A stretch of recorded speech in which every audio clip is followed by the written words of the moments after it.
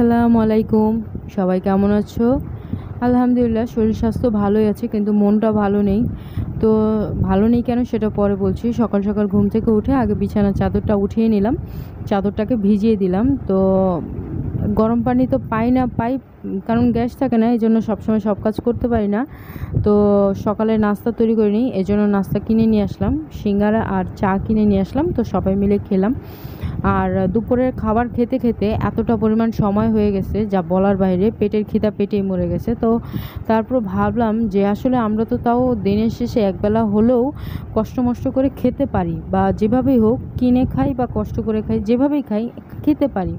কিন্তু যারা বন্যায় কষ্ট করছে, কাতরাচ্ছে, ভিজা পানির মধ্যে বসে আছে, ছোট ছোট শিশুগুলো যে কী পরিমাণ কষ্ট করছে, অবুঝ বা নির্বাক প্রাণীগুলো কি জ্বালা সহ্য করছে, সেটা কি আসলে মেনে নিতে পারি না।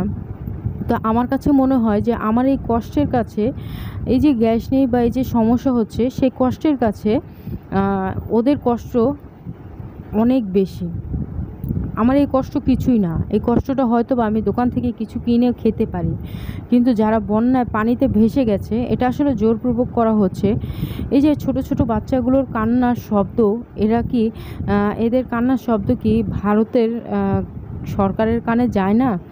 এদের কষ্টটা কি তারা বুঝে না? আমি বুঝতে পারি না কেন এরকম করছে তারা। আমাদের দেশের সাথে তাদের কেমন কিসের শত্রুতা বা কিসের কী লড়াই তাদের, আমি এটা বুঝি না।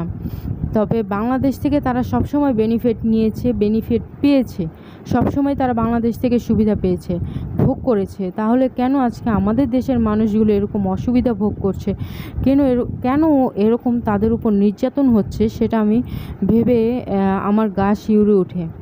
মানুষ কিভাবে এতটা পরিমাণ বেইমান হতে পারে বা বেইমানের মতো কাজ করতে পারে, সেটা ভাবলেই অবাক লাগে।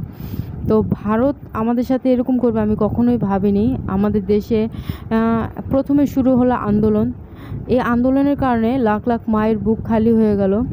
তারপরে শুরু হলো ডাকাতি, তারপরে শুরু হলো বন্যা।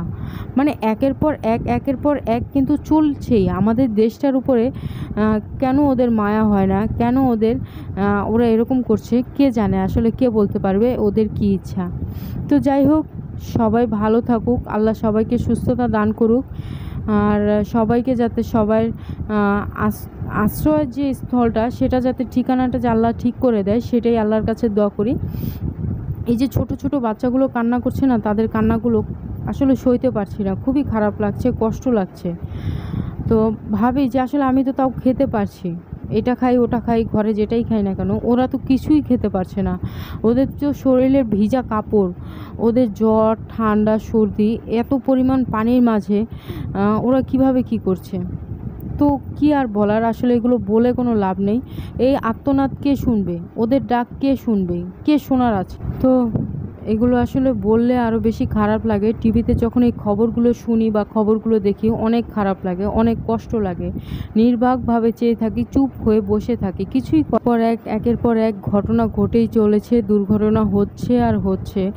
মানুষের উপর কী পরিমাণ অত্যাচার নির্যাতন হচ্ছে, সেটা আসলে দেখে কিছুই করতে পারছি না, কিছুই বলতে পারছি না। তো যাই হোক, আজকের ভিডিওটা এখানে শেষ করছি। তোমরা সবাই ভালো থেকো, সুস্থ